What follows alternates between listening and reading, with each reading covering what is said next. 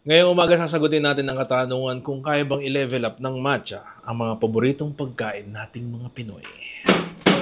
Matcha ba ka mo? Paborito ko yan eh. Sali ako.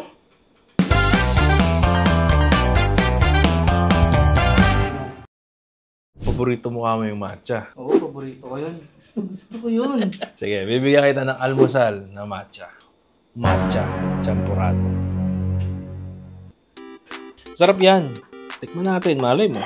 Diba? Di ba dapat gatas to? Gusto ko munang tikman kung anong lasa ng matcha. Na pure. Earthy, medyo mapait. Parang lasang damo. Ano? Kita mo ba yan?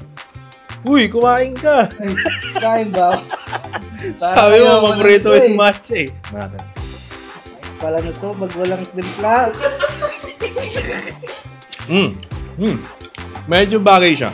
Sa akin hindi eh. Pangit eh. Sa akin, medyo okay siya. Hindi siya ganun kasama. Hindi. Alam mo yung parang kang kumakain ng champurado na mas healthy. Parang ganun eh. Parang may gulay eh. Parang siyang champurado na may damo. Pwede. Medyo lasang damo nga yung matcha. Pero kung i-consider mo ako, pwede. Pwede. Sa sira ulo. Try natin haluin.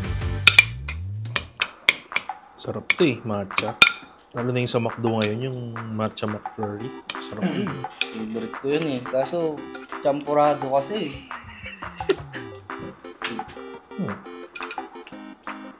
Parang mas okay nung hinala. Naglasa na yung matcha. Parang malapit na rin siya sa mga drinks natin na matatamis.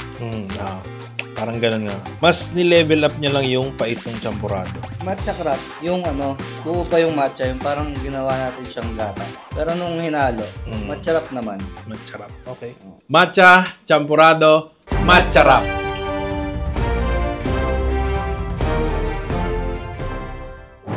Matcha omelette. Sarap din sa almusal nito. Tapos matcha. Ang healthy ng almusal mo. Parang kang kambing. Sarap oh.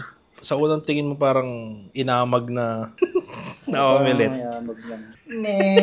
Ayun oh. Imaginein mo lang paminta yung green. Yan, tikman natin. Ano siya? Amoy, dahil may mantika siguro, amoy french fries. Uso na yun, di ba? Actually, French fries matcha. Meron ng matcha fries.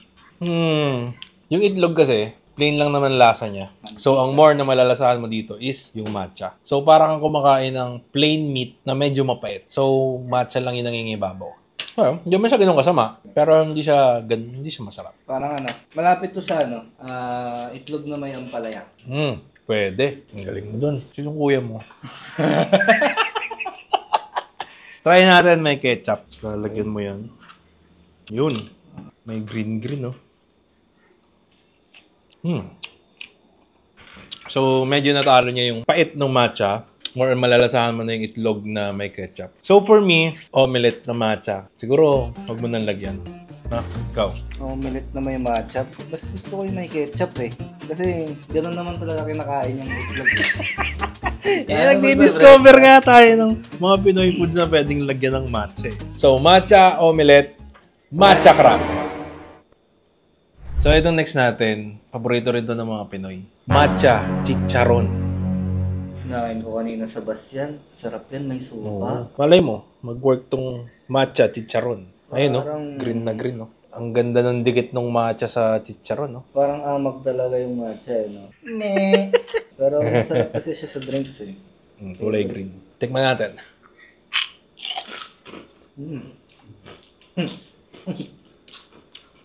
Para siya, chicharon na sunog. Tapos, yung pait. Basta ganun eh. Hindi ko ma-explain. Parang chicharon na sunog. Ayaw mo? Sa akin, masarap siya. Parang ganun. Parang ka ng chicharon na medyo tostado. Tapos yung papunta na sa mapait. Pero yung pagkapait niya, yung pait pa rin ng matcha, medyo nasasarapan ako. Sarap naman nga. Sa pangalawang Okay sa to. una, hindi eh. Ito, siguro. Pwede na. Siguro lalo na kung may suka to. Ewan ko lang kung hindi sasakit tiyan ko dito. Hindi yan. Healthy nga yung matcha. Okay siya. Ano nga yung piniprito ni Mama? Yung taba. Tapos, prito niya Pupor. lang. Oo, pupor. Ganun ang lasa nito. Para siyang ganun nga. Na less ano lang. Mas light lang. Kasi nga, chicharon lang siya. Yung pupor kasi medyo may laman eh. No? Tama. Asa siyang pupor. Stop! Okay siya sa akin. Matcha, chicharon, matcha wrap.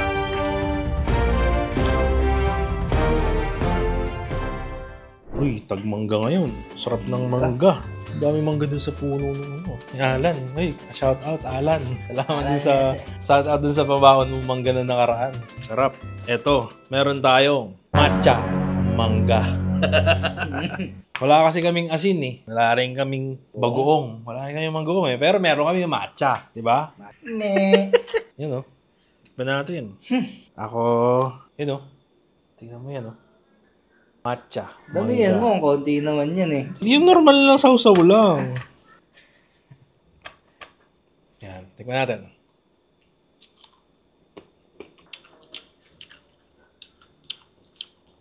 Isa pa.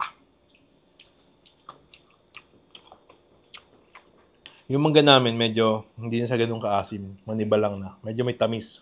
Nakakain ka na ng mangga na kasama yung balat. Oo, ganun nga. Parang ganun. Parang ganun, pero mas mapait.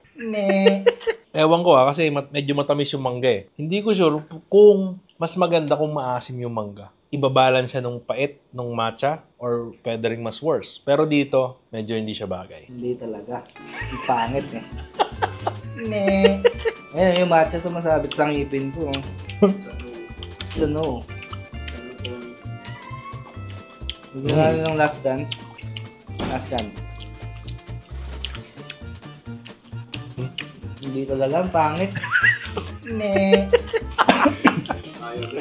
Masarap yung mangga na lang. Oh, mangga, masarap eh. Kaso pag may matcha, parang kumain ng... Hindi ko ma-explain eh. Basta pangit eh. Ako rin, hindi ko rin siya gusto. Matcha, mangga, matcha wrap. Guys, tayo palagi ng sagot ah. Ginagaya mo ata ako dyan ah. Alright, ito masarap to sa movie. Meron tayong matcha popcorn. Ano mo yung kanina hindi pa ako nakaget over eh. Sumakit ulo ko eh. Doon sa mangga. Ang pangit. Para lang siyang kakaibang popcorn. Ganda rin nung dating nung matcha sa kanya eh. Matcha powder. Ang sarap. Tingnan natin. Matcha popcorn. Dito. Lasang-lasang mo yung pait. Kanina sa itlog, kasi yung itlog light eh. Ito mas light. Sa chicharon bagay siya. Kasi para siyang sunog lang na chicharon. Yung purpur nga. Pupor. Pupur. Ang sarap. Dito naman, para siyang popcorn na sobrang sunog. Oo nga no, tama ka doon. Popcorn na sobrang sunog, ganito yung lasa. Wala akong malasahan kundi pait. Medyo may konting sarap naman yung pure matcha na powder. Pero dito hindi ko siya malasahan. Parang hindi masarap yung pure na matcha eh. Ang sarap. Doon sa kanina, hindi talaga eh. Oh. Pero doon sa chicharon, nag-work siya. Pero dito sa popcorn, wala. Ano na lang, paborito ko sa popcorn, sour cream. Cheese ako. Cheese. Sour cream. Cheese. Oh, yung matcha daw, matcha. Wala. Woo! Ang pangit eh. Matcha! Ito, huwag nyo nang itry. Kami nyo nag-try para sa inyo. Hindi nyo ito try ito. Gago lang. Mag-try nito. Gago kami. Matcha, popcorn, matcha wrap. So ito, last food natin. Mahilig ka ba sa Only Wings? Only wings, oo, sa lalo na pag maanghang. Buffalo. So ito, tatry natin kung kayang i-level up ng matcha yung chicken wings. Meron tayong matcha chicken wings. Medyo para siyang ulit inamag na chicken wings. Ang sarap. Pero malay mo sa lasa. You know, sa amoy, medyo intriguing yung amoy. Kanina pa tayo tumitikim ng matcha. Nakakahay ba to? Nahihilo na ako eh. Hilo na ako sa matcha na to ah. Ang sarap. Game, tignan natin.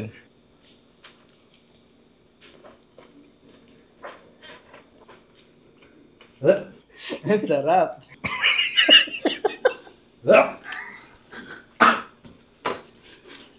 Pangit ah. Matcha mo? Paborito ko yan eh. Bakit? Hilo ako. Pinaprocess ko pa. Ang pangit! Eto, tignan mo yung ano, yung may laman. Ito. Sa akin nakain ko yung may laman tsaka may balat Sarap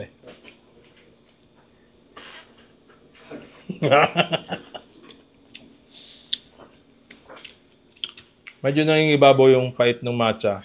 Lalo dikit na dikit yung matcha powder sa balat.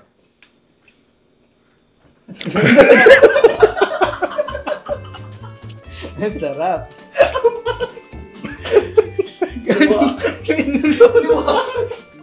Process ko pa Konti pa. Sa amoy, siya amoy Gusto ko rin yan yung seaweeds. Amoy seaweeds Kaso yung lasa talaga, ang pangit Sa akin, lasa niya, medyo may pait ng konti. Pero masarap pa rin naman yung chicken wings. Ang ayaw ko lang dito, since prito siya, medyo dry. Tapos yung dryness ng powder, pag napunta sa bibig mo, lalo siyang nagiging tuyo. So, sobrang tuyo niya pag ninunguya mo. Okay naman yung pritong manok lang. Kaso, yung matcha talaga na seasoning, pangit. Sobrang pangit ang lasa sa nakarang food kanina. Okay naman kasi light lang yung lasa ng matcha. Dito parang, yung kinagatan ko, parang sobrang sobrang dami ng matcha, ang pangit. Pangat. Ang sarap. Hindi business ako yun, ikaw yung customer ko, pero matcha lang. Kung tatanungin mo ako, ilalagay mo sa flavor ng Only Wings to, siguro hindi. Walang bibili sa'yo nito. Sobrang dry niya. Tsaka yung matcha kasi, yung green, yung halimbawa sa drinks, yung pagka-green niya, aesthetic Dito, Yan hinamag. Matcha, chicken wings, matcha crab. Bagong luto yan.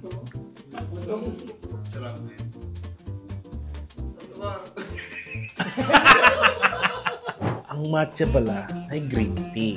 Ipa-powderize yung mismong green tea leaves. Merong matcha powder na may tamis na. Hindi ko sure kung ano yung ginagamit nila sa mga drinks, sa ice cream. Pero kasi itong binili naming matcha, pure matcha siya. Kaya medyo yung pait. Medyo lamang yung pait. So ikaw, sa lahat ng tinikman natin, ano yung pinaka nagustuhan? Din ako sa chicharon na ako. Chicharon. Actually, chicharon din ako. Masarap siya dun sa chicharon Hindi ko ma-explain kung bakit. Pero yun nga, para siyang pupor. Ganun yung lasa niya. Ganun yung lasa niya. Para siyang chicharon na medyo sunod. Yes. Sa mga hindi nakakalam ng pupor, yun yung mga tinadtad na taba ng baboy. Tapos niluto yun hanggang sa magmantika siya. Tapos mapiprito siya sa sariling may mantika. Siyempre, ang matcha nga marami namang binagaya niyan. Bumagay sa ice cream. Bumagay sa may fries na nga, di ba? Ano ba? Milk tea. Yun. Coffee. May matcha coffee, di ba? Meron matcha coffee. Sa lugaw. Pwede. Angas ng lugaw mo nun. Pagbukas mo, uy, ba't ganyan yung lugaw mo? Bakit green? Ang sarap. Actually, papaitan.